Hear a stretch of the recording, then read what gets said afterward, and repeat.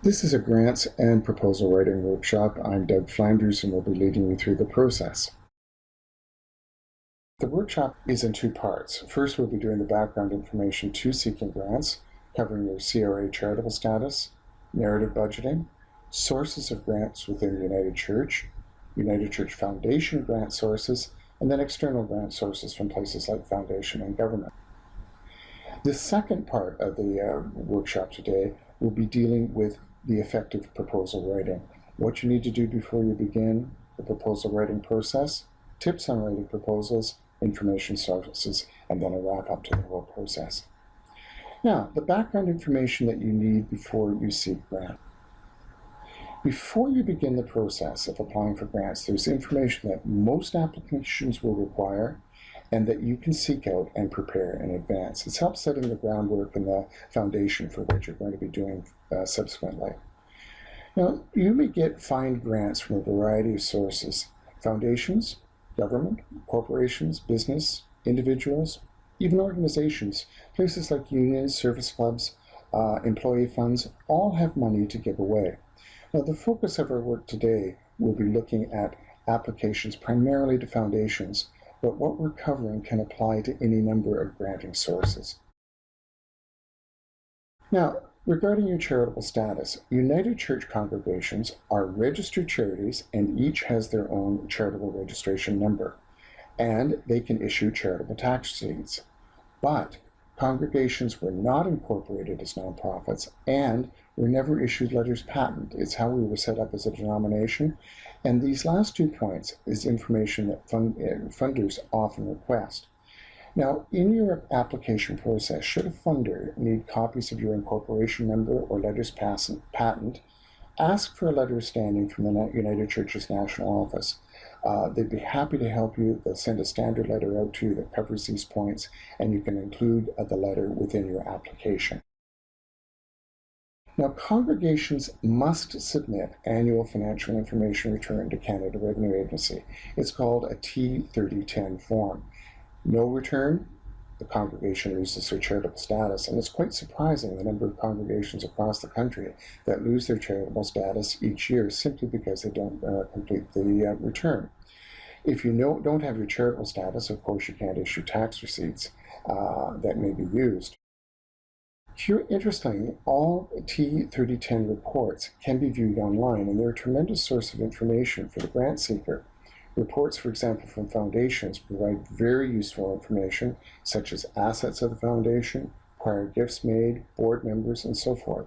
So use the T3010 site on the Canada Revenue Agency website as a source of very useful information. Now, a narrative budgeting process is something that's also useful to use and have ready for your grant application. Narrative budgeting is when you prorate the congregation's operating expenses and salaries proportionately over your programs, ministries, and services. So you don't have a separate line on this high-level budget to indicate your administrative costs, but they again are proportioned over the programs and ministries that your congregation supports.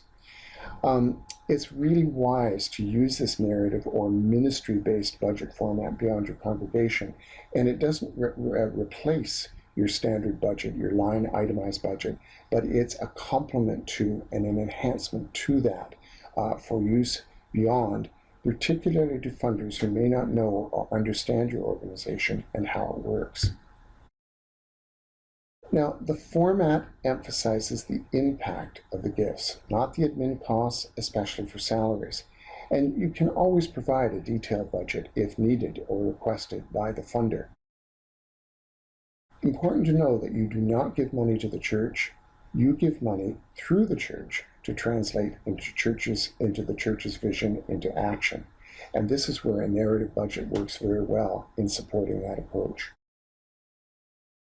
Now, United Church grant sources.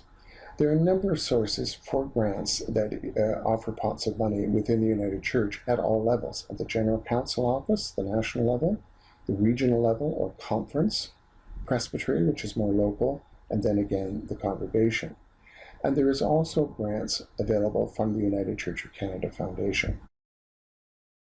Now, the United Church of Canada at the General Council level has a number of funds that will be helpful to you.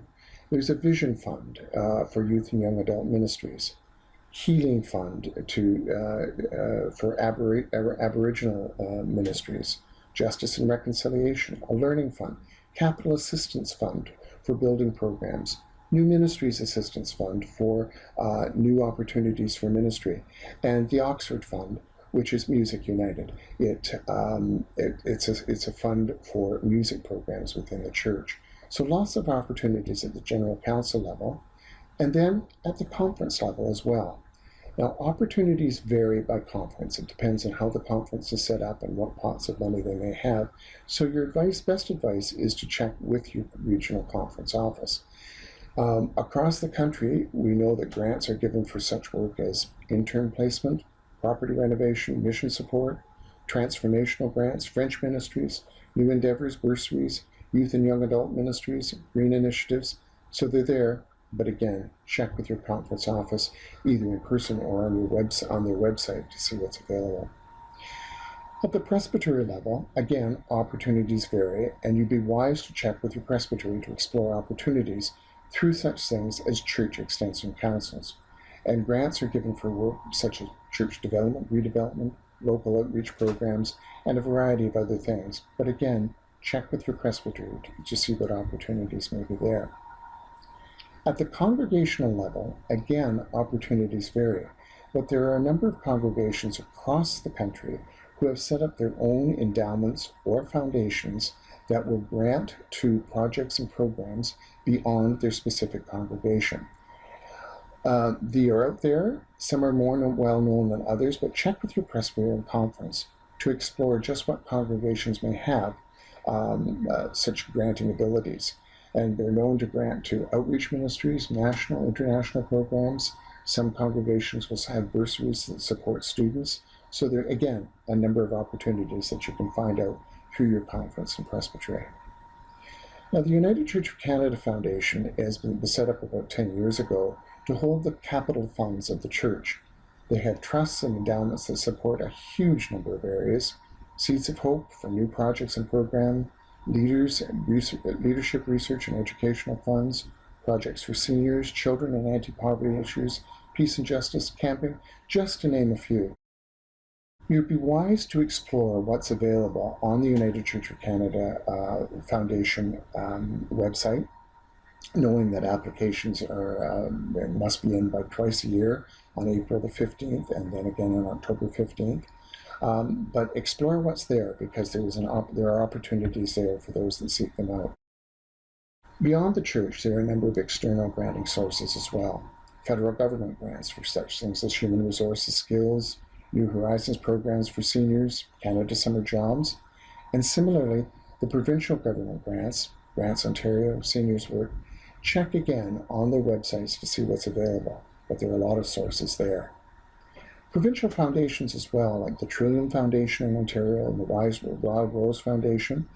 Now, some of these, particularly the Trillium Foundation in Ontario, is indirectly funded through gaming, which may be a challenge for some congregations, but it is indirect funding, and the whole program is funded through an Ontario ministry. So Trillium awarded $2.5 million to the Ontario United Churches from 2008 to 2013. So there are opportunities there should the congregation decide to explore these opportunities. Local community foundations are another really good source of granting opportunities. They're all over the country. Toronto Community Foundation, Vancouver, Halifax, even smaller locales have established community-based foundations. I know the small town that I grew up in now has a community foundation that was established by some local citizens, has assets of over $1 million, and it provides grants locally. Your community, too, may have a community foundation, and a good source of information is the Community Foundations of Canada website. Other foundations, approximately 10,000 across Canada, and congregations may be eligible to apply, and we'll get into the sources of where you find this information on foundations in a little while. Now, there's the background information that you have and that you need to start the application process. Let's see how you begin that. Effective proposal writing. How can you make sure that what you supply to the granting agency is well received and gets you that check in hand? First of all, know what a proposal is. A proposal is a formal, written request to individuals and agencies that have money to give away. Now, the proposal provides background information on your project or program and outlines reasons why granting you money will be mutually beneficial. And I'm going to emphasize that phrase mutually beneficial because it's going to be a theme through the rest of the presentation. It's important that you show the granting agency how giving you money will benefit them and their goals and objectives as a granting agency. You must consider your sales or your marketing document. And in church culture, sales or marketing are not phrases or words that are commonly used, but that's what it is in a proposal. You're trying to sell your project or program to a granting agency in order that they give you money. Now, granting sources will fund such things as projects, programs, sometimes capital fundraising projects, sometimes they will help build endowments. They'll fund church programs, but not for religious purposes. So if you're having an out of the cold program that meets in your church hall, that may be a source of funding. But if you're looking for funds to send your youth group on a mission project to Nicaragua, highly unlikely that you'll get a source for that because it's considered to be religious purposes. Rarely will granting sources fund operational expenses. And why is that? Well, sometimes they will if a project is getting off the ground, but you'll have to show where you're going to become self-funding because most granting agencies don't want to be in a situation where they have to fund you for an extended period of time. They want to share their resources around to other opportunities.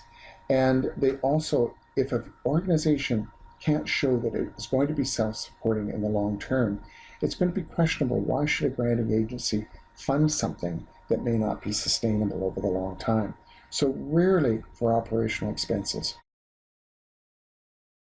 Now, before you begin, the grant application process I consider to be both a science and an art. The systematic, analytical approach to prepare for the grant application process is the science, but the creating the proposals and building the relationships is the art. And that's why grant proposal writing is such a fun challenge. It uses both sides of the brain and it gets into the analytic part, but also the creative part as well. You need to know your cause thoroughly. Do you believe in your cause? Do you really believe in it? And it's important that you do that because the belief will come through in what you write. If you're indifferent to it or you don't know, that will show. And you want your proposal to be vibrant, full of energy, and full of those beliefs. Do you understand the project thoroughly? Do you really know what it's all about? If you don't, get the details from those who are in the know, and you will find that people will be happy to share information and the detail that you may need in the drill down process for your grant application. Head talk and heart talk are important. You need the facts, you need the analysis, but you also need that passion, that drive, that vibrancy that will come through your proposal and engage other people as well. Always work from the funder's point of view. You have to be what's known in the fundraising business as donor-centered, not based on your needs, but based on what the donor needs. Does your request for money align with the funder's objective? Again, that mutually beneficial process. The funder will have their certain goals and objectives of who they want to support, why they want to support it. Does your request align with those goals and rationale? Follow the funder's application process to the letter. Don't vary it, because the old saying, those that hold the purse strings wield the power, and it's so true. They have a reason for their application process, so don't vary it.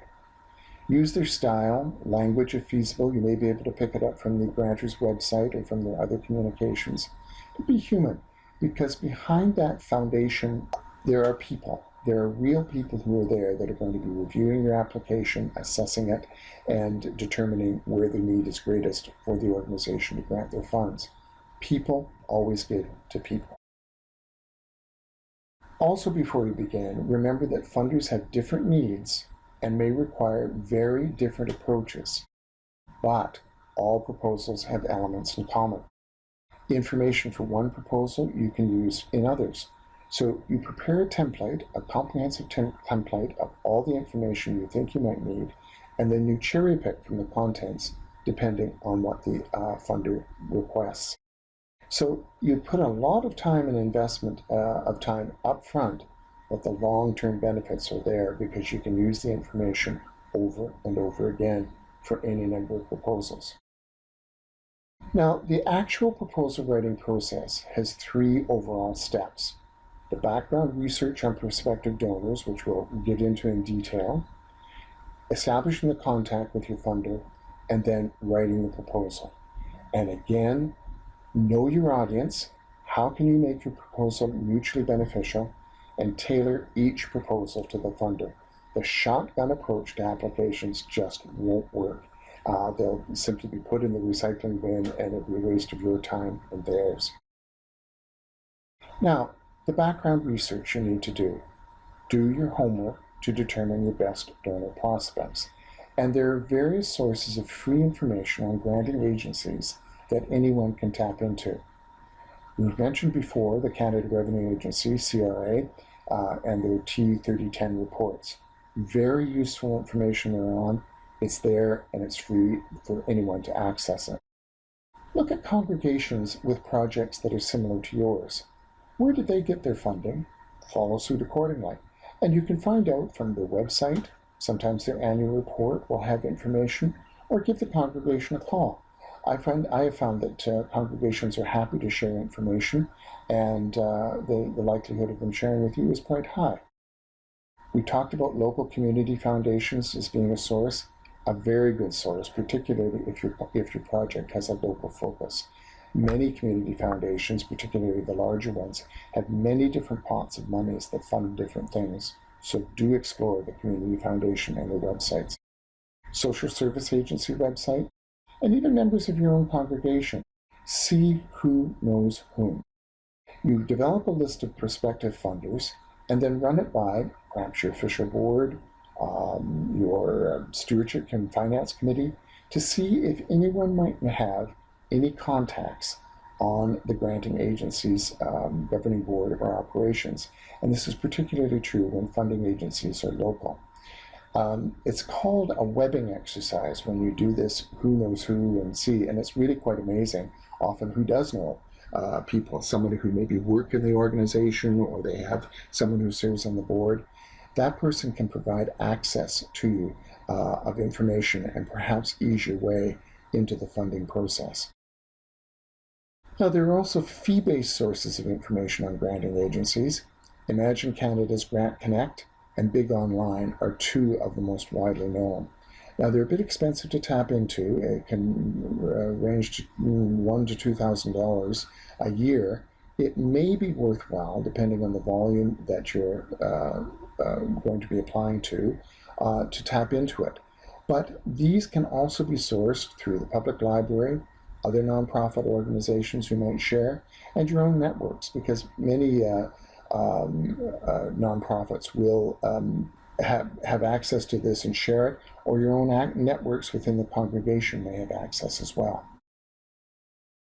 Now, it's really critical that you match your criteria to those of the granting agency, because every granting agency is different, and do your criteria correlate with theirs?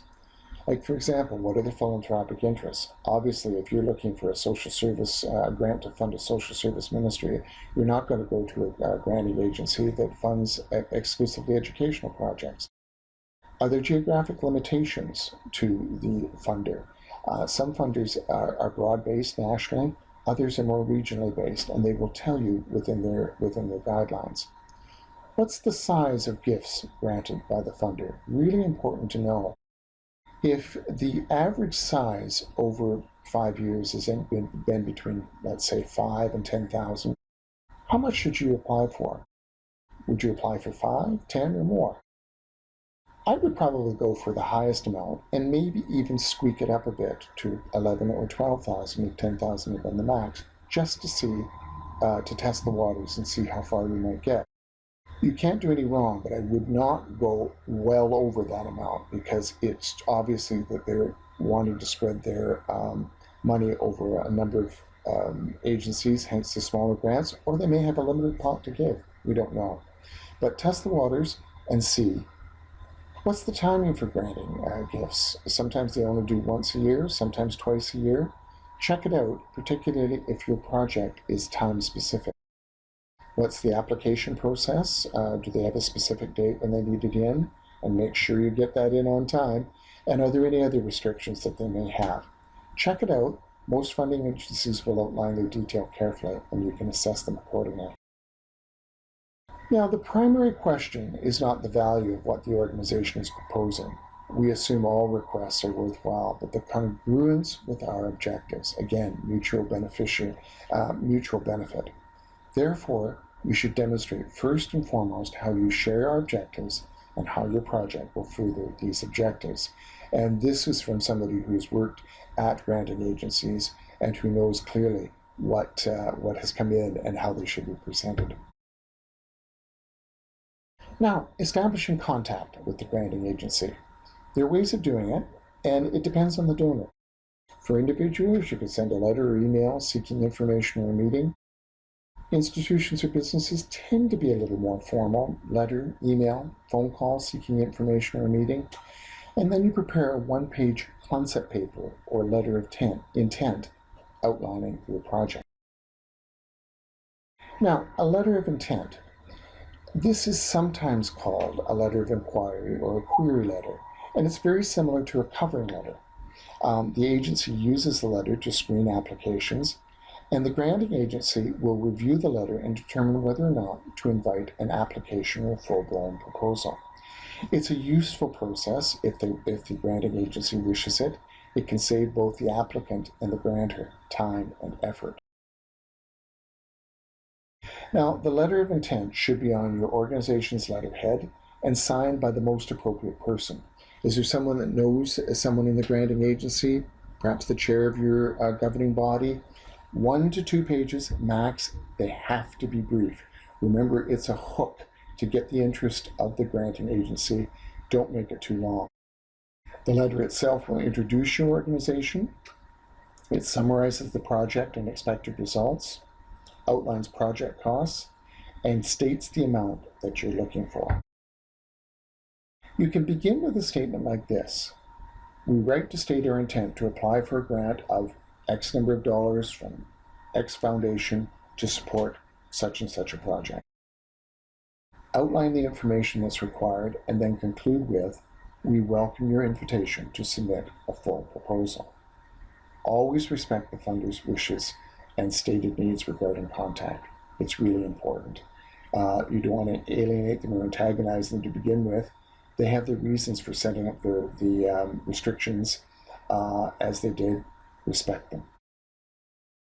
Now, in the proposal itself, that's establishing contact. Now we're going to look at the key components of the proposal. And there are many that are in a lot of proposals, and what you will find here is the next section is very comprehensive, and in fact more comprehensive than most grant applications will need.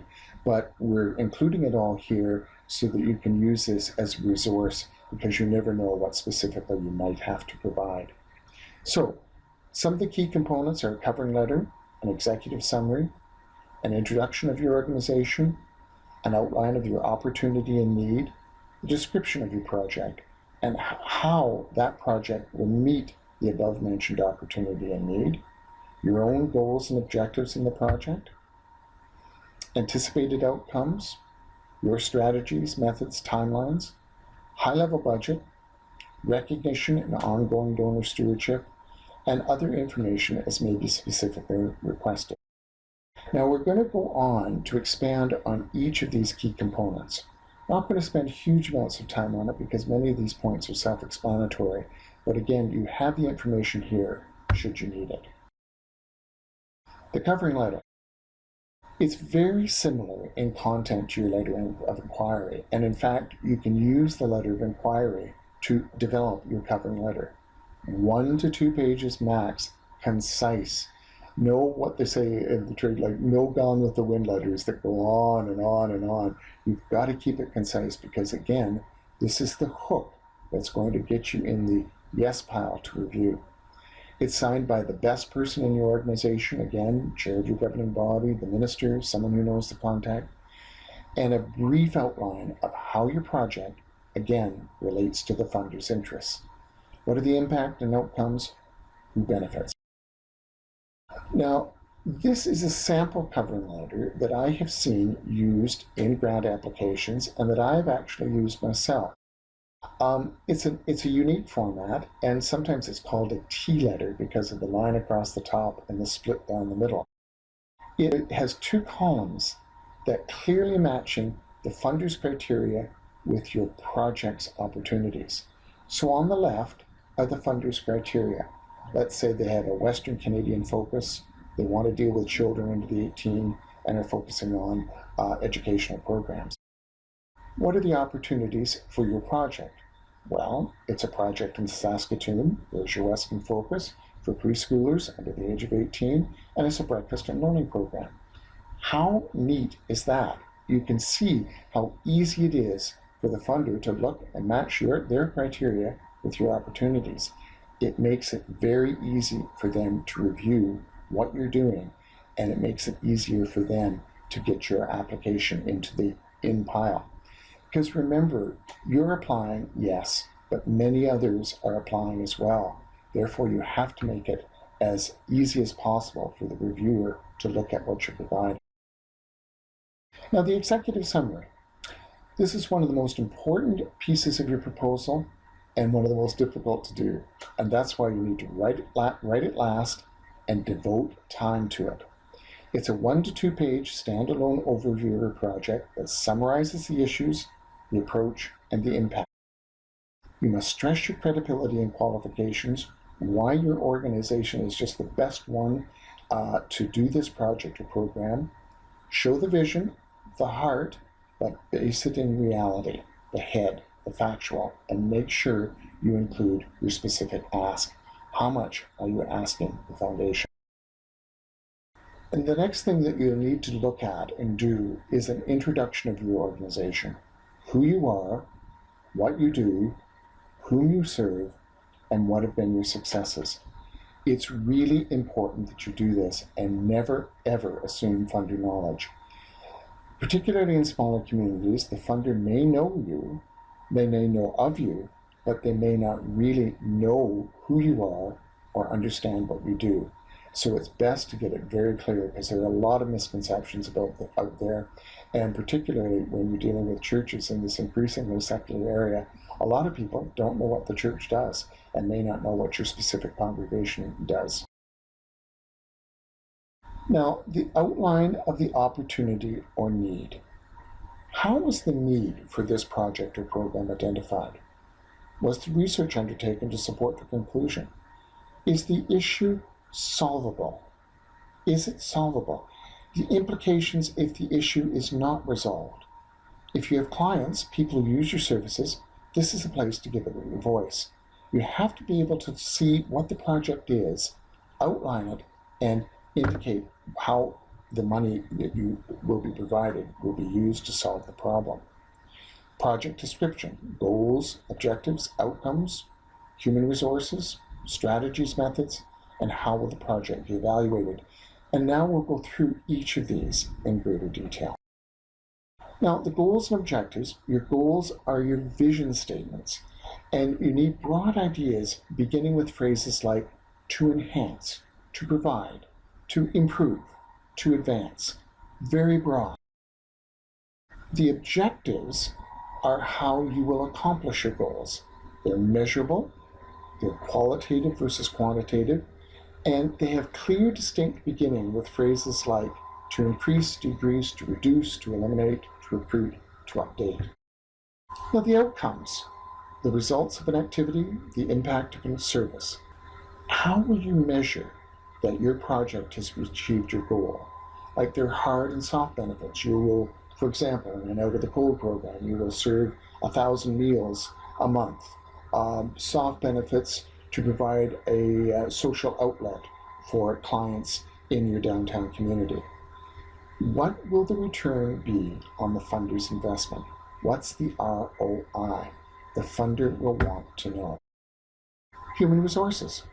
Who will be leading the project? Why are they uniquely qualified? Can you outline their experience, their special skills? Who will be doing what specifically? Is there staff? Are there volunteers? And who is your key contact person? Very important to have, because one person needs to be the link with the granting agency for all questions concerned. Strategies, methods, timelines. Outline your methodology. How will the project be carried out? Are there approaches that are innovative, new? Project's goals and objectives, strategy, methods, do they all relate to each other? Is it a cohesive package? And when will things get done? Evaluation. Who will be doing it? When? What data will be collected and how? How will success be measured? And it's important that you include an evaluation process, because funders will want to know, and they will want the feedback on how their projects have specifically made a difference and been successful. Now, the budget. We've talked about a narrative budget. Make sure that any budget information you provide is clear and easy to read. Align your budget breakdown with the project's outline so that it's easier to look at and compare. Include total costs of the project, a contingency amount, and your specific ask. Will more financial support be needed, and from whom? Is the project sustainable financially and otherwise? Really important information to have so that the funder will know where their money is going. We want to know the total financial picture of the initiative, the total anticipated revenues and expenses, including other funders on board, and the plan for achieving funding goals and needs. Interesting that funders look for diversity in funding a project. Why is that? Very easy. They want to know that there are other people who are on board, who respect the project, who are committed to it, and also to know that the particular funder may not be on the hook for the whole project. The more, the merrier in this situation. Now, recognition and ongoing donor stewardship. This is something that churches don't normally do, but in some granting agency, they will want some type of recognition. What do they want? It could be something in your annual report, a listing, maybe something in your Sunday bulletin. Find out and see if you can meet it.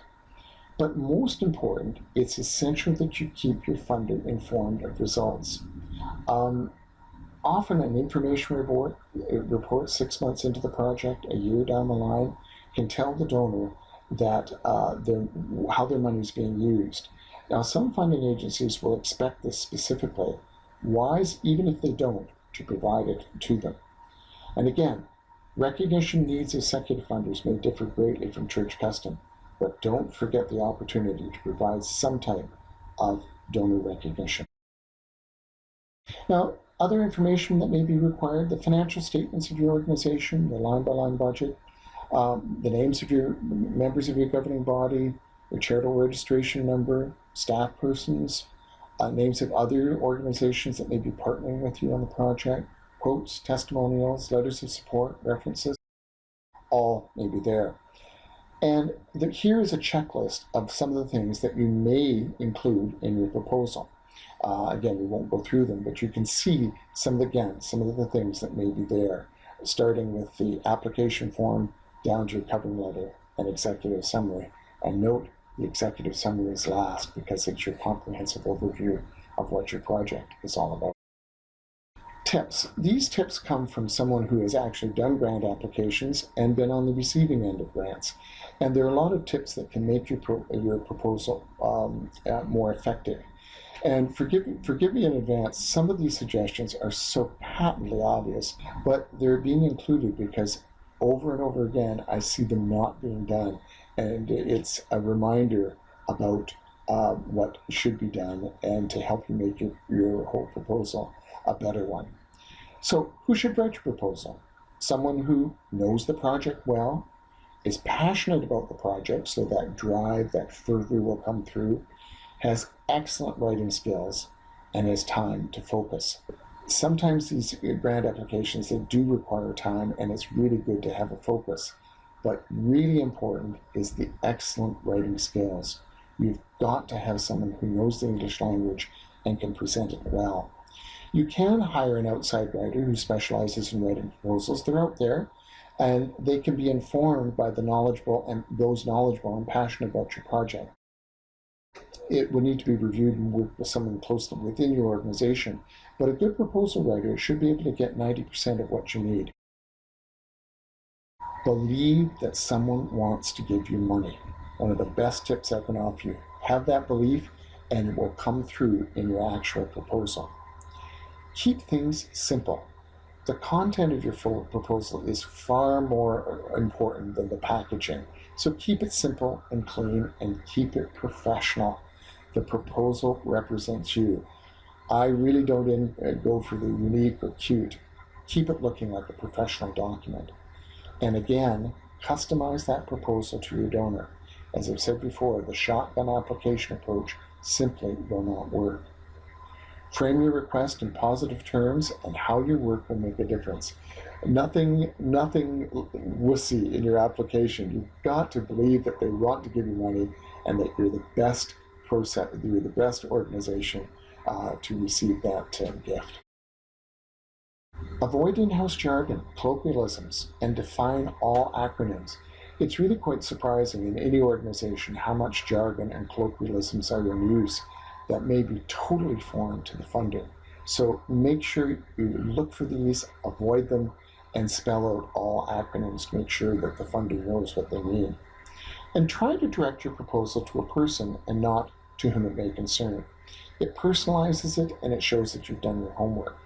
Very much enhance with your proposal with pictures, diagrams, charts to bring the project alive. Credit your sources, but make it interesting. The old phrase, a picture is worth 1,000 words, really works in this situation. Use the active voice in your writing, and use spell check, plus grammar and style check functions on your computer. Computers do have grammar and style check, and it's really wise that you use them, because they'll be able to pick out grammar and style problems that you may not have even known are in your proposal. Check it through, and then proofread again, carefully, carefully, carefully. Be concise, but not at the expense of essential content. I've had questions, well, how long should a proposal be? As long as it takes to get the information across. Number all your pages. Obviously, it's important because your proposal will probably be photocopied to be reviewed by a team. How easy it is to get them mixed up on the photocopier. So make sure your pages are numbered, and place your name and date in the footer of each page for exactly the same reason. Obviously, you begin early. This is not something you can pull together in an all-nighter. Give yourself lots of time to prepare, to review, to consult, and to redraft, and get that proposal in on time. One day late simply won't cut it.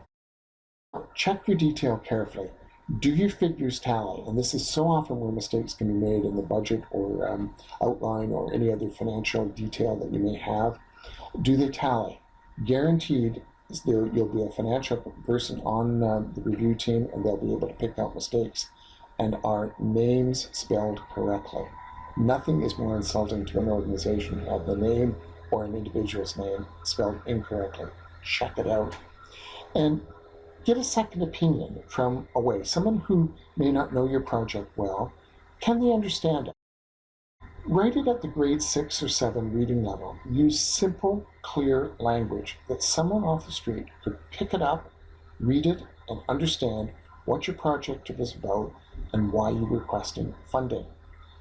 Is the proposal logical, coherent, easy to read? Is it interesting? A good proposal should read like a story. You start it and you don't want to put them down. I've had proposals like that. They're great. Others can be dull as dishwater. You don't want to get in the last category. So keep it interesting and try to keep it moving. Again, head talk and heart talk. So, in summary, after reading the proposal, can the funder answer what we call the 5 W's. Who is the project helping? What will the project do to provide this help? When will the help be provided? Where is the project taking place? Why is the project needed, and why should your donor be interested in providing you with funding? Now, there are lots of information sources out there on how to write proposals. I've listed a number of them here that you can refer to. By all means, have a look and see. Lots of information, again, that may be helpful to you. In conclusion, savor your successes because they will come. Guaranteed it. You may not get it on your first application, but you will in the due course of time. And if you don't succeed, remember that no can often mean not now. The granting agency may have given all the grants that they can to your area of work, or they may have exhausted their funding for a year, or markets may be down and they may not have the revenue to give out. You don't know, but a no means not now, and you can apply again. But learn from your experiences and do continue trying, because as Wayne Gretzky says, you'll miss 100% of the shots you never take. So I wanted to thank Ingrid van Rotterdam, Rob Lavery, and Lisa DeVito, colleagues in the fundraising profession, because their research and work contributed to the development of this presentation. And my contact information is here for you. If I can help in any way, never hesitate to contact. So thank you very much for grants and proposal writing.